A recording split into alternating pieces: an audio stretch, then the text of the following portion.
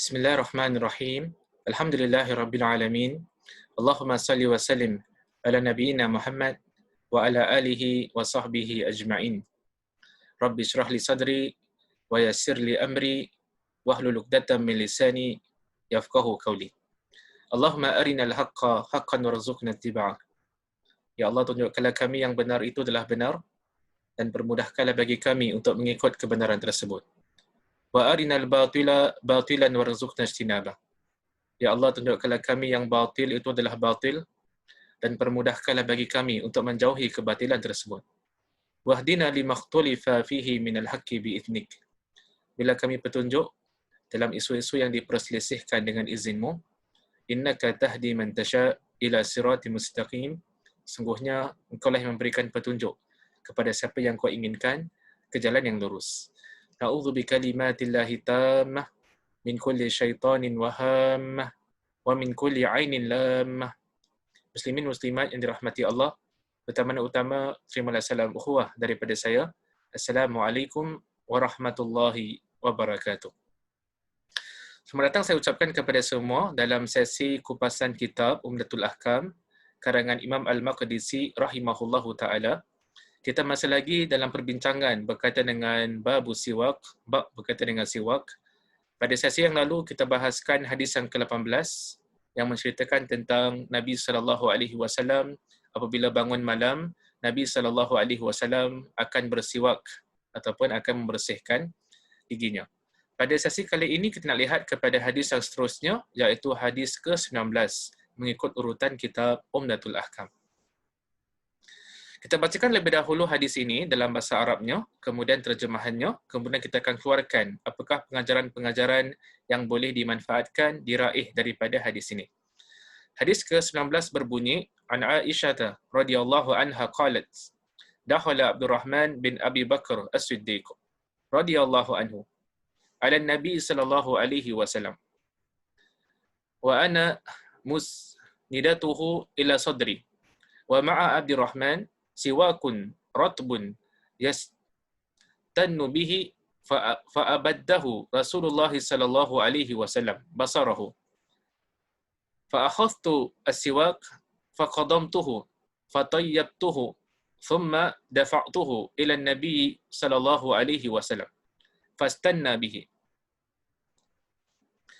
fama ra'aitu Rasulullah sallallahu alaihi wasallam istanna istinanan ahsana minhu fama ada an faragha Rasulullah sallallahu alaihi wasallam rafa'a yadahu aw isba'ahu thumma qala fi ar-rafiq al-a'la thalathan thumma qada wa kanat taqul mata baina haqinati wa dhaqinati wa fi lafdhin fara'aitu yanzuru ilayhi wa araftu annahu yuhibbu as-siwak faqultu khudhuhu lak fa ashara bi ra'sihi an na'am hadha lafzul Bukhari wa li Muslim nahwu.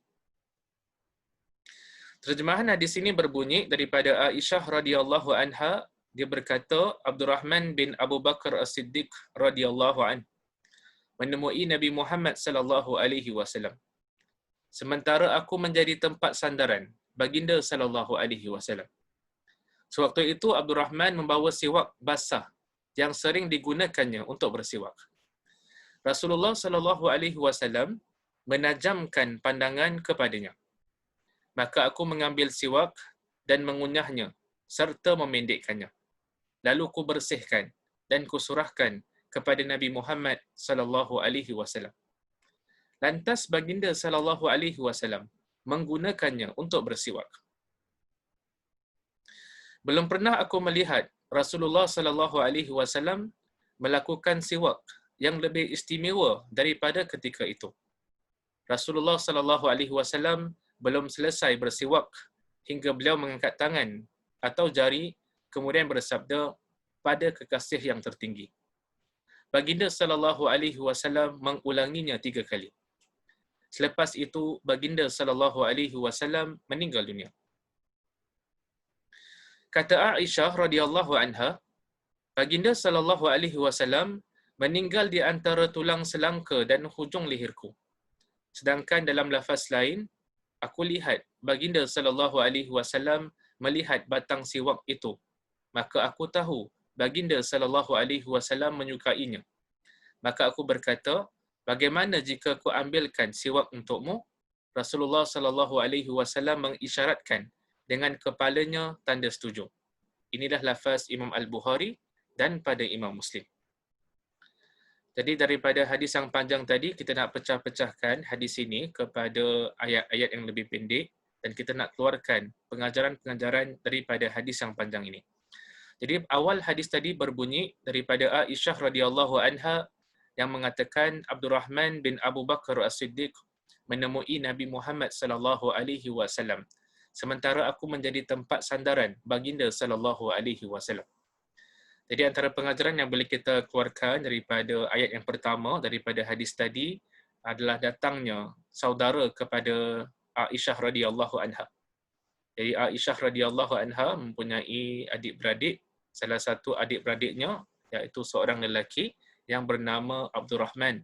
Jadi Abdurrahman ini merupakan saudara kepada Aisyah radhiyallahu anha. Dia datang untuk menziarahi Nabi sallallahu alaihi wasallam di kala mana Nabi sallallahu alaihi wasallam sedang sakit. Dan pada ketika itu Nabi sallallahu alaihi wasallam berada di sisi isterinya, di bilik isterinya iaitu Ummul Mukminin Aisyah radhiyallahu anha. Sambungan hadis tadi, sewaktu itu Abdurrahman membawa siwak basah yang sering digunakannya untuk bersiwak. Rasulullah sallallahu alaihi wasallam menajamkan pandangan kepadanya. Jadi ketika mana Abdurrahman datang untuk menziarahi Nabi sallallahu alaihi wasallam, dia bawa bersama-samanya siwak yang basah yang sering kali dia gunakan untuk bersiwak, untuk membersihkan giginya.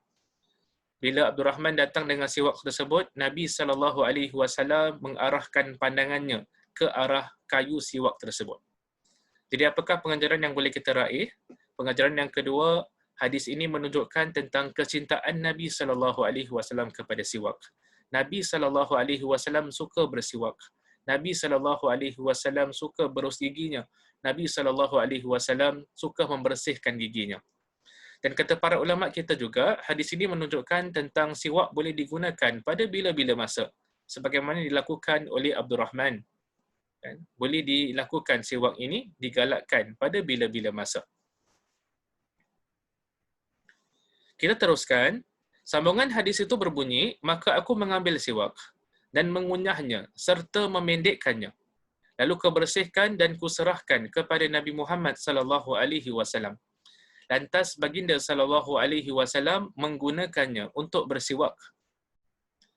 Jadi Aisyah dia lihat yang Nabi sallallahu alaihi wasallam mengarahkan pandangannya kepada kayu siwak milik Abdurrahman, maka Aisyah pun mengambil kayu siwak tersebut, mengunyahnya, memendekkannya, membersihkannya, lalu diserahkan kepada Nabi sallallahu alaihi wasallam.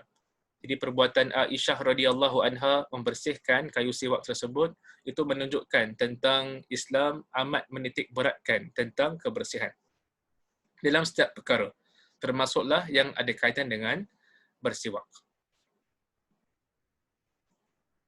Sambungan hadis, belum pernah aku melihat Rasulullah sallallahu alaihi wasallam melakukan siwak yang lebih istimewa daripada ketika itu.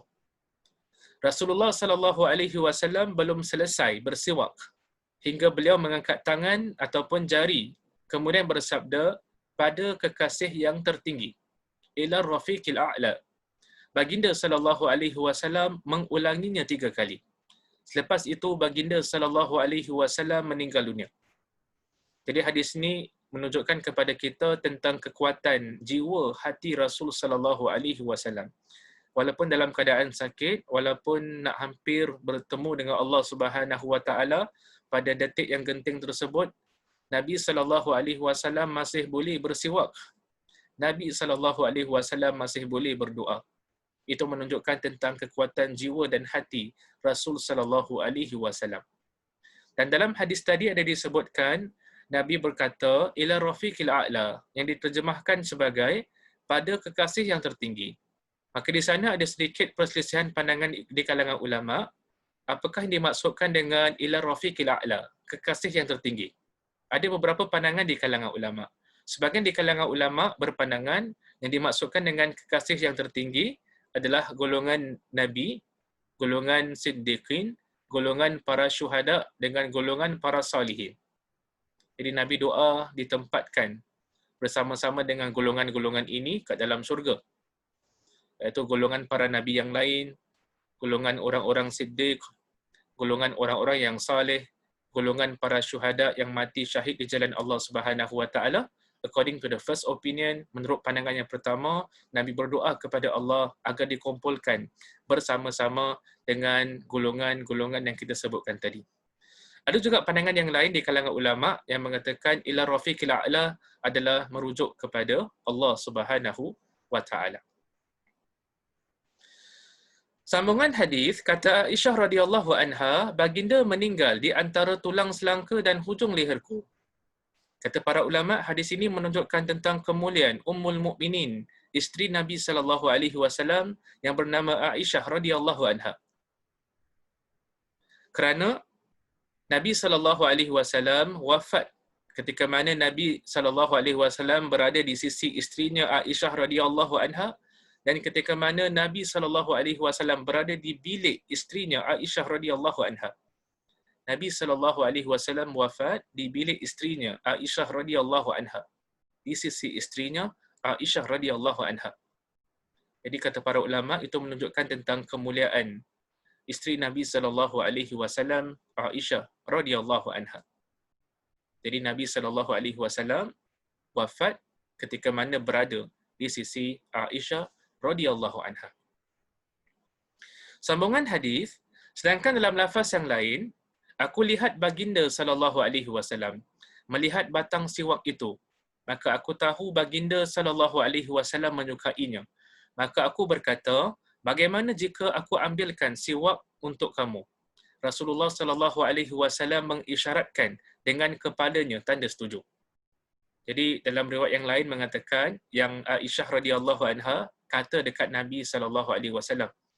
Bila Aisyah radhiyallahu anha dilihat Nabi mengarahkan pandangan kepada kayu siwak tersebut, maka Aisyah bertanya kepada Nabi sallallahu alaihi wasallam sama ada bagaimana jika diambilkan siwak itu untuk Nabi sallallahu alaihi wasallam. Lalu Nabi mengisyaratkan. Nabi tidak berkata-kata, tetapi Nabi mengisyaratkan dengan kepalanya. Tanda dia setuju. Maka di sini timbul persoalan, kenapa Nabi sallallahu alaihi wasallam tidak berkata-kata? Kenapa Nabi sallallahu alaihi wasallam gunakan isyarat dengan kepala? Ada juga beberapa pandangan di kalangan ulama.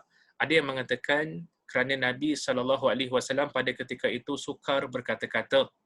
Itu adalah pandangan yang pertama, dan pandangan yang lain di kalangan ulama mengatakan kerana Nabi sedang sibuk berzikir dan juga berdoa kepada Allah Subhanahu wa taala. Itu adalah sebab kenapa Nabi menggunakan isyarat dengan kepalanya. Itu merupakan pandangan yang kedua. Jadi itu adalah di antara 8 pengajaran yang boleh kita keluarkan daripada hadis yang ke-19 ini. Hadis tentang Nabi sallallahu alaihi wasallam menggunakan siwak, membersihkan giginya di kala mana sebelum kewafatannya. Maka itulah di antara pengajaran-pengajaran yang boleh kita kongsi dengan muslimin dan muslimat sekalian. Yang baik itu datang daripada Allah Subhanahu wa taala, kelemahan dalam penyampaian datang daripada diri saya sendiri. Insya-Allah kita akan bertemu pada sesi yang berikutnya untuk membincangkan hadis yang ke-20 mengikut urutan kitab Umdatul Ahkam karangan Imam Al-Maqdisi rahimahullahu taala. Sekian daripada saya, kita tutup dengan tasbih kafarah. Subhanakallahumma wa bihamdika asyhadu an la ilaha illa anta astaghfiruka wa atubu ilaik. Sekian, assalamualaikum warahmatullahi wabarakatuh.